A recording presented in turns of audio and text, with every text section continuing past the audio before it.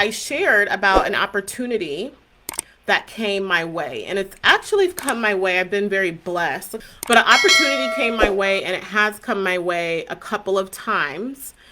And this was probably the most juiciest opportunity that has been presented to me. And let me tell you what that opportunity was, and uh why I was very I really had to process it. I really had to process it because I don't know many people when they're offered an opportunity such as this would have willingly turned it down. And it was not something that I turned down immediately. It was something that I gave a lot of thought and prayer to.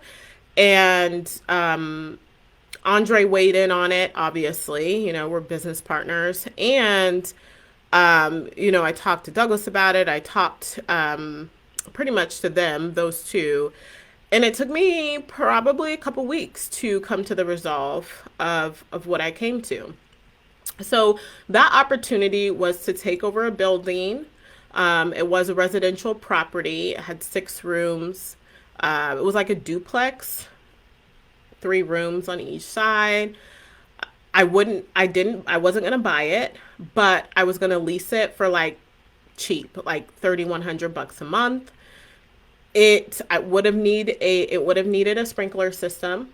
So that would have been about a $30,000 to $40,000 investment that the property owner was like, I'll do whatever. They were working with another agency in a different capacity. And so this woman approached me and got my name through someone else. I will say we have a very good reputation here. And so she got my information. I did not market this. I didn't know anything about this opportunity. And this is like the third time this has happened, came to us. And so she basically begged us to take this property. She even mentioned something about like the rent, like making sure that we didn't have to like pay the lease for like a month or two. And she would have did anything to go to zoning and worked all of that out with the change of use and all of that kind of stuff for the property. Now, this property, as I said before, is 6 bedrooms, so I could put 5 residents in that home without having to like change the license type, because when it's here 6 or more, you have to change it. So I could put 5 in there. So five residents is about $625,000 a year. And so I would service stack. So I would include community hab with that. And the level of community hab would depend, but it would be an average. I would say an average about 200 to 250,000 on top of the 625.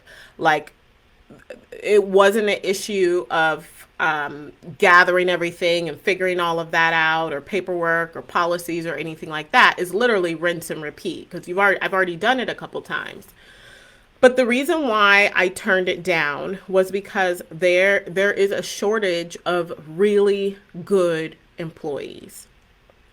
There's a shortage of really good employees, and I did not want the stress of trying to find super good staff that are going to care for my residents the way that I want them cared for. I videoed the home when I went in to tour it, and I will not release that video, but the staff who were there were as raggedy as they could possibly be. And I say that from a place of leadership. I say that from a place of empowerment. There is no reason why those employees were doing the things that they were doing. And maybe it was that they didn't have the right leadership. But there were things on that video that it just concerned me. And the fact that the lady who owned the home, who had contacted me, allowed her adult child to stay in that living environment. Something about that just didn't sit right with me. It just didn't sit right. But pushing that aside and focusing on the client, the staffing, because we have to staff that. So our reputation is I say I have the best damn staff in town, hands down. Sorry to anybody else who's in Alaska, in Anchorage, and who has staff here. I feel my staff are amazing and they share the same value and mission that I have and Andre has. And it comes out in our care and it comes out in our marketing. And I knew, I don't care how much money it is, in this climate, finding good staff is just damn near impossible. Okay? It's very, very hard. You can find staff. You can find staff, but finding the good ones is really hard these days. Okay. So the main reason why I turned it down was because of that. And I don't want my peace being interrupted or jeopardized because I'm stressing about trying to find staff for this particular home. So for me, I said no. I said no to about $700,000, probably more based off the numbers, like 875, but I just said 700. So after I declined this opportunity, and it was something that I struggled with because it keeps coming up. An opportunity like this has been presented in 2021 twice and in 2020 once. And so I wanted to make sure that I was thinking it through totally before I give the answer, right? I wanted to think it through. We did not do it. The woman calls me about 2 or 3 weeks later and says the agency's totally shutting down that home and now she needs a place for her daughter. So I happen to have an opening. I haven't marketed that spot, that vacancy, but I happen to have an opening. And so she asked me, could her daughter move in? And I have a thing, me and Andre have a thing with working with guardians who do not appreciate the amount of work that we put in, right? And so the clients also have to mesh. That home, the woman's home that we have, runs like a well-oiled machine. Everybody's happy. My staff are happy. I'm happy. Everything is golden. And it makes a lot of money over there. Okay? Everybody's happy. That's what I love. That's what brings me peace. So we do a meet and greet with her daughter. And immediately I don't get a good feeling. The way that this lady treated her own mother and the mother accepted it, it was right in front of me here in my office. And it just wasn't a good vibe. Said that the woman had attacked a staff and her former staff actually joined in the meeting. And the mother had told me that the girl, or the woman, said that she hadn't attacked anybody. She hadn't had any major anger outbursts. Now, granted, we're in a business where we have to care for these individuals, right? I choose to care for a very specific type of clientele. I did not start out that way, but I'm there now, okay? So the thing is that the staff told me totally different things than what the mother told me in the meeting. Okay. And I kind of looked at the mother like I went through all of these questions before we even came here. And she had a mask on, but you could tell she was like, oh, the jig is up. Right. So I had already told them they can come over and tour the house and blah, blah, blah. And so they did. They came over, toured the house, loved it, wanted to move in like this week. And I'm like, that ain't happening.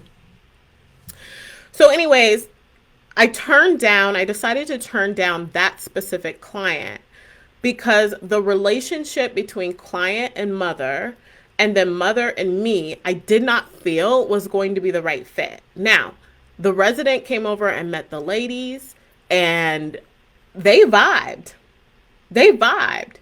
And so you might say, well, Ariana, why would you turn it down? Why would you turn it down when, they vibed with the other residents of the home? And I turned it down simply because I don't want stress. One, they said that the mother told me that the woman wasn't physically aggressive, which wasn't true. that morning threw a cell phone, I think, at the staff, and then did something else like 4 hours before we met. The lady had told me, the former staff had told me that she had attacked a staff member. It was like 6 weeks ago, fighting with the housemates. All of these things that the mother did not say and that were not in the support plan. Now, I did read in the support plan that the individual did have some aggression issues and had worked on things over the years. But the fact that the mother didn't even tell me that, I didn't like that. So I turned that placement down because I don't want to deal with any stress. I can't deal with stress like that anymore. And it goes against one of my values, which is collaboration through teamwork. And I really feel that God presented that offer to me again. This was the third time, mind you. We didn't even talk about the other two. He presented that to me again because he wanted me to value my peace, right? Because a lot of times, you offered 700,000, 850,000, 875,000 a year on a silver platter, basically. Literally, it's rinse and repeat for me. I have policies. I have this. I have applications. It's rinse and repeat. I know what to put up. I know where to go. I know all the things to do. And so I turned that down for peace. Okay. There is a thing when you are going through business, if you come through the Startup Provider Program, if you are part of my world, if you are a client of mine, then you know that I will tell you, do what feels good and build the business that feels good. There has been so many times throughout my journey of entrepreneurship where I'm building this business and I've been stressed. I've felt like I've been in a pressure cooker. I've worried, lost sleep, like all of these different things. And I just don't want to do that anymore. So for me, because I know that my marketing is on point, I know that my reputation is on point, I know that that bed will get filled because of all of the momentum that I've built for my marketing. I know that that bed will fill. And I know it'll fill with the right person. And I also know that if I want a third location, I can go and do all of that. And I know all of the steps to take, whether I purchase or whether I lease the property. Like, I know I can achieve that. That opportunity was not the end all be all for me or for Dre. Like, we know we can go get a property like that and we can probably get it filled like that. You know what I mean? And so just knowing that opportunities are going to come, they're going to come. And as much as I am about building wealth through care, each and every day, like, don't get me wrong, we're here to serve, right? We're here to make impact. People first, then money, then things, all day, every single day. But I am not in this business for free, and I am in this business to build wealth. So do not get me wrong on that, right? I am about building wealth, but I am not about stressing myself out and building a business on a foundation or growing a business on a cracky, crumbly foundation. I'll tell you what would have happened if I would have said yes. I would have been able to do the rinse and repeat, like I just told you. I would have been able to fill that house up with clients very easily. I do not think that that would be a problem for me at all. But what would have been a problem is getting staff that are really good. And I would have had to lower my values, lower the quality of care, which I'm not willing to do because I would have had to just had some mediocre staff come through and not give a damn about my clients. Not give a damn. And that's why I just didn't want to do that. But if I did, my quality, the quality and care would have went down. My reputation would have went down. The word on the street about me would have went down, right? I mean, people think what they want about me. You know, I'm not for everyone. And I've said that before too. So if you've been in my world a while, also, you know, I'm not for everyone and not everybody's for me. And I'm okay with that. I've made peace with that. But I do not want, regardless of what anybody thinks about me, regardless of what anyone thinks about me, they know that I give a damn about my clients. I give a damn about my staff, and my ship is tight AF, okay? And so they know that, regardless if they personally like me or they don't, right? They know that I'm a damn good businesswoman and I'm going to make sure that my residents are cared for and that my staff are cared for also. So that in a nutshell is why I turned it down. And what I encourage you to do is, if you are a current licensed provider, I encourage you to think about your vision, right? Your mission. I encourage you to fuse that into your marketing, and think about the clients that you're bringing into your home, the collaboration through teamwork. If you haven't thought of that, think of that. Think about your peace. Think about your joy. What is the thing about making all of this money, $1 million a year or more? This just for what this company is, revenue in 2021 was over 1 million. I have other companies. What's the sense of making all that money and building wealth and having all the things that you desire and the life that you want, that you've created, if you are stressed out all the time, if you aren't joyous, if you're not able to appreciate all the hard work that you've put in, if you're not able to do any of that? And so I challenge you to look at different aspects of your company and say, where can I bring joy in? What things are stressing me out? And kind of get off of that, where it's solely about the money, or the money is this, so I have to make a choice, or I have to make this choice and go after said thing because there's money involved. I challenge you to think different and think about your own peace, your own joy, and then the quality of care that you have for your residents, and think about your values, your core values, and see if you're living up to that. Right? Don't let money change you and the quality of care that you provide. Okay? Because I've talked to several care coordinators speaking today about some just crazy situations. I spoke to a guardian today, like an hour or two ago, basically pleading with me on the phone because of the quality of care that her child, her adult daughter, was not getting. And that's why I am so passionate about this. Like, we are not selling a product or some random fucking service. We are taking care of human beings. We are taking care of human beings. Like, we have to take that shit seriously. Okay? So that is it. Absolutely. You want to be set up on a strong foundation, because I'm telling you, the woman who I spoke to on the phone, she was like, I know that you're working to fill that home. I haven't seen you advertise it, because I have not.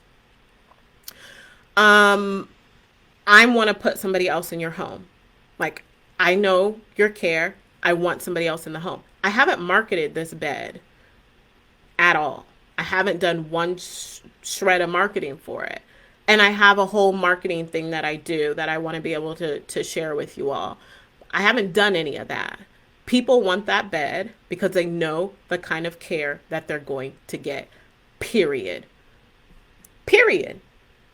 And so when you know that, and you know your shit's the best, what do? You build momentum. That's what I've been doing for 5 years. Granted, 5 years, mind you. February 2nd, I think. Yeah, the 2nd will be 5 years. So it didn't just come easy. I had to pound the pavement, right? I had to market. I had to do all of the things. But I tell you what, I'm not going to deal with now. I'm not going to deal with nobody taking my peace. I'm not going to deal with being stressed. I'm not going to deal with any of that shit, because I know the kind of service I put out. All right, everyone. Well, that's it for today. And yeah, that's it.